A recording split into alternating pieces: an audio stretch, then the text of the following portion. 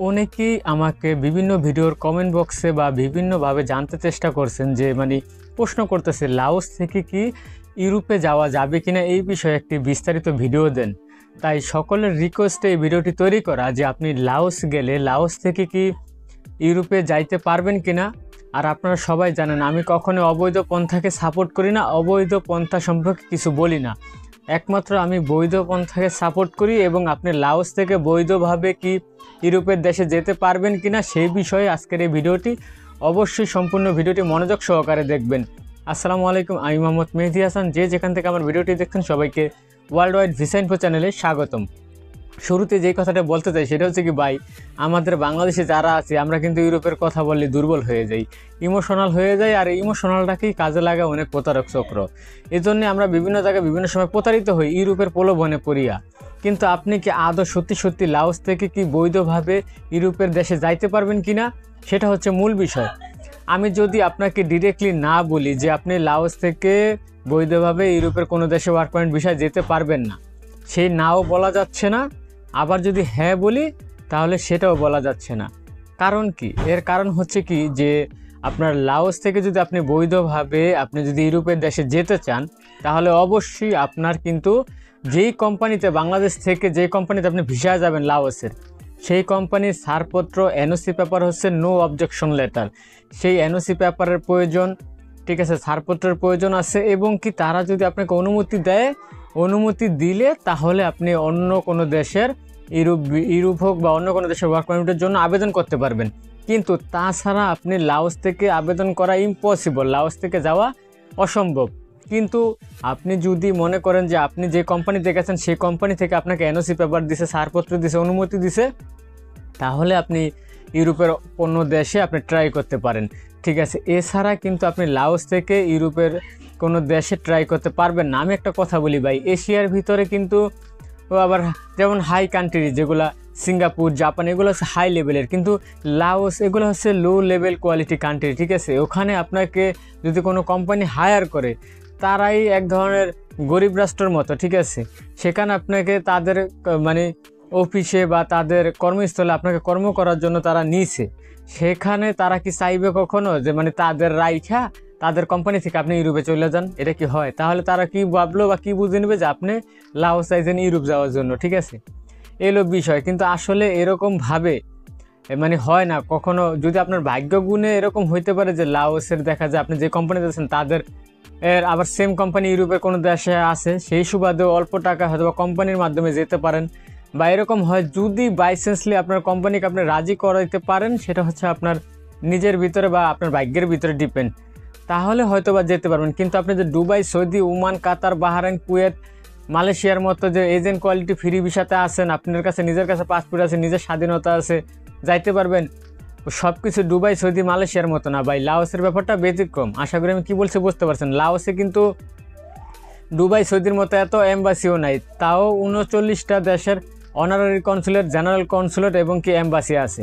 সব মিলাইয়া 39টা ফরেনার কান্ট্রির অফিস লাওসে রয়েছে। আর লাওসের রাজধানী হচ্ছে ভিয়েন্তেইনে, ঠিক আছে। ভিয়েন্তেইনে কিন্তু এই অফিসগুলো। তো আপনারা জানেন যে অনারারি কনসুলেট কিন্তু ভিসা প্রদান করে না, ভিসা প্রদান করে এম্বাসি বা কিছু ক্ষেত্রে জেনারেল কনসুলেট ভিসা প্রদান করে। তো যাই হোক, আমি কিন্তু এই লিস্টটা দিয়ে দিচ্ছি, আপনারা লিস্টটা দেখেন যে কোন কোন দেশের এম্বাসি এবং অনারারি কনসুলেট এবং জেনারেল কনসুলেট আছে এই লাওসে। আর লাওসের বেশিরভাগ এই অফিসগুলি কিন্তু ভিয়েন্তেইনে অবস্থিত। আপনারা দেখতে থাকেন, আমি লিস্টটা আপনাদেরকে দেখাচ্ছি। অনারারি কনসুলেট এবং জেনারেল কনসুলেট ও এম্বাসি, এই তিনটি কিন্তু 3 আইটেমের অফিস। তো যাই হোক, এই 3টি অফিস মিলে অনারারি কনসুলেট, জেনারেল কনসুলেট এবং এম্বাসি মিলিয়ে প্রায় 39টা ফরেনার কান্ট্রির অফিস কিন্তু লাওসে রয়েছে। তো এই যে আপনারা এই যে ম্যাপটা দেখতেছেন, এটা কিন্তু লাওসের কোন কোন জায়গায় এই এম্বাসিগুলো বা এই অফিসগুলো অবস্থিত সেটা উল্লেখ করা। তো যাই হোক, তো আমরা দেখি লিস্টগুলো। এশিয়ার 20টা কান্ট্রির কিন্তু অফিস এতে রয়েছে লাওসে।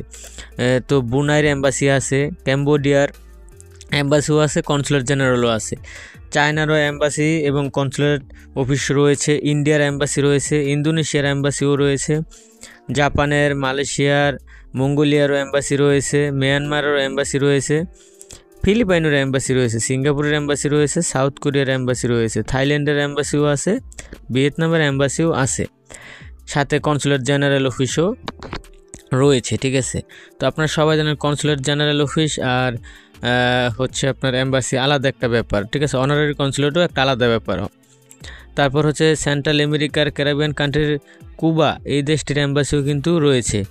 ঠিক আছে, ভিয়েন্তিয়ানে, লাওসের রাজধানী হচ্ছে ভিয়েন্তিয়ান, আর বেশিরভাগ অফিসগুলো ভিয়েন্তিয়ানে অবস্থিত। আর ইউরোপের 14টি দেশের এম্বাসি বা কনসুলেট অফিস রয়েছে, তার মধ্যে অস্ট্রিয়ার কনসুলেট অফিস রয়েছে, বেলজিয়ামের অনারারি কনসুলেট রয়েছে, চেক রিপাবলিকের এম্বাসি আছে, ফিনল্যান্ডের অনারারি কনসুলেট, ফ্রান্সের এম্বাসি রয়েছে ভিয়েন্তিয়ানে মানে রাজধানীতে লাওসের, জার্মানির এম্বাসি রয়েছে, আইসল্যান্ডের অনারারি কনসুলেট রয়েছে, লুক্সেমবার্গের এম্বাসি রয়েছে, পোল্যান্ডের অনারারি কনসুলেট রয়েছে, রাশিয়ার এম্বাসি রয়েছে, স্লোভাকিয়ার কনসুলেট অফিস রয়েছে আর কি ভিয়েন্তিয়ানে, সুইডেনের অনারারি কনসুলেট অফিস রয়েছে, সুইজারল্যান্ডের কনসুলেট রয়েছে, ইউনাইটেড কিংডম এরও আপনার এম্বাসি রয়েছে। ঠিক আছে, তো যাই হোক ভিয়েন্তিয়ানে কিন্তু লাওসের রাজধানী, আমি আবারও বলে দিলাম রাজধানীতে বেশিরভাগ গিয়ে মিডল ইস্টের কুয়েতের এম্বাসিটা এই ভিয়েন্তিয়ানে অবস্থিত মানে লাওসের রাজধানীতে।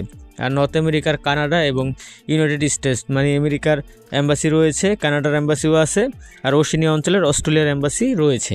এখন যে বিষয়টা আপনাদের মাঝে কথা বলবো সেটা হচ্ছে কি যে অনেকে ভাবতে পারেন যে অবৈধভাবে বর্ডার ক্রস করে লাওস থেকে আপনি কোথাও পালায় যাবেন গা। ঠিক আছে, যেটা আমাদের বাঙালি ভাইরা বেশি করে এবং কি বিভিন্ন দালালের প্রতারণায় পড়েও করে, তারপর বিভিন্নভাবে প্রতারিত হয় এবং কি নিজের দেশের মান ইজ্জত নষ্ট হয় এক দেশে যাইয়া আরেক দেশের বর্ডার ক্রস টরস করে এইসব কাজকর্মগুলো করলে।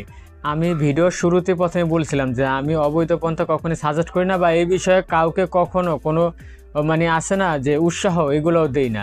আপনি যদি মনে করেন আপনি লাওস থেকে যে বর্ডার ক্রস করে পলাবেন, ভাই এটা অনেকে আপনার মিথ্যা প্রলোভন দেখাতে লাওস এরকম জায়গায় আছে, পাশে ইউরোপ আছে, এটা কিন্তু কখনই ভাববেন না। লাওস এমন জায়গায় অবস্থিত যার আশেপাশে রাষ্ট্রগুলো হচ্ছে থাইল্যান্ড, মিয়ানমার, চায়না, তারপর হচ্ছে থাইল্যান্ড, কম্বোডিয়া, এইসব রাষ্ট্র। ঠিক আছে, আর দূরবর্তী অবস্থানে প্রতিবেশী রাষ্ট্র হিসাবে মালয়েশিয়া। ঠিক আছে, এই সকল রাষ্ট্র হচ্ছে কমিউনিকেশন আশেপাশে লাওসের। তা আপনি যাইবেন না কই ভাই? আপনি কখনো এই ধরনের চিন্তা কেউ যদি আপনাকে প্রলোভন দেখায় লাওস থেকে গেম দিয়া বর্ডার ক্রস করে আপনারা পার করে দিব, ঠিক আছে, এগুলা হচ্ছে মিথ্যা প্রলোভন, আপনি বিপদে পড়বেন। ঠিক আছে, লোভে পড়া বিপদে পড়েন না। ঠিক আছে, লাওস থেকে ইউরোপে অবৈধভাবে যাওয়া ইম্পসিবল ইউরোপের কোনো দেশে। আর বৈধভাবে সেটা তো আপনাদেরকে বললামই, যদি আপনার কোম্পানি চায়, কোম্পানির অনুমতি নিতে পারেন। কোম্পানি আপনাকে যদি এনওসি দেয়, ছাড়পত্র দেয়, এনওসিটা আগে বোঝেন, এনওসি হচ্ছে নো অবজেকশন লেটার। ঠিক আছে, এই এনওসিটা যদি আপনাকে কোম্পানি প্রদান করে ছাড়পত্র, তাইলে যাইতে পারবেন। এখন আপনি লাওসে যাইতেছেন ওই যে বিভিন্ন টাইপের কাজে, বিশেষ করে কনস্ট্রাকশনের কাজটাই লাওসে বেশি। ধরেন আপনি কনস্ট্রাকশনের কাজে গেলেন, আপনি রাজমিস্ত্রি লেভেলে গেছেন, ঠিক আছে, আপনি সেখান থেকে ইউরোপের জন্য ভিসা আপনার আবেদন হয়তো বা করতে পারবেন, কিন্তু যাইতেও পারবেন না, কিছুই হবে না। এমনও হতে পারে যে আপনার পাসপোর্ট কোম্পানির কাছে আছে, এক্সাম্পল কোম্পানি বিষয়ে যারা যায়। ঠিক আছে, আপনাকে যদি কোম্পানি পাসপোর্টই না দেয়, আপনি কীভাবে অ্যাপ্লাই করবেন? তারপর কোম্পানির অনুমতি ছাড়া ইম্পসিবল, আপনি যেতে পারবেন না, এটা সাফ ক্লিয়ার কাট কথা। ঠিক আছে, এই জন্য অবশ্যই আপনার কোম্পানির অনুমতি লাগবে। তাই সেই জন্যই বললাম যে লাওস থেকে আপনি ইউরোপ যাইতে পারবেন না, এটাও এক কথায় বলা যাবে না। আবার লাওস থেকে আপনি ইউরোপে যেতে পারবেন, এটাও বলা যাবে না। ঠিক আছে, এই বিষয়টা ক্লিয়ার হয়েছে আশা করি, কারণ এই বিষয়টা নিয়ে অনেকেরই মাথার ভিতরে দ্বিধাদ্বন্দ্ব চলতেছে। অনেকে লাওস যাইতেছে, ভবিষ্যতে ইউরোপ যাইব এই চিন্তা ভাবনা করতেছে, বা লাওস থেকে ইউরোপ যাইতে পারবে কিনা, মানুষের মনে এরকম প্রশ্ন আছে। প্রশ্ন না থাকলে তার প্রশ্ন করতো না সোশ্যাল মিডিয়াতে বিভিন্ন জায়গায়। তো এই জন্য এই প্রশ্নের উত্তরগুলো নিয়ে আজকের এই জন্য এই ভিডিওটা তৈরি করছি, যাতে আপনারা বোঝেন ভাই, যে কোনো জিনিস আগে জানবেন, বুঝবেন। যে কোনো একটা দেশে যাওয়ার আগে ওই দেশটা সম্পর্কে বোঝার চেষ্টা করবেন, বা ভবিষ্যতে আপনার ভবিষ্যৎ চিন্তা কী আছে ওই চিন্তার সাথে মিলাইবেন যে আপনার সাথে ওই দেশে যাওয়াটা কি ঠিক হবে কি হবে না।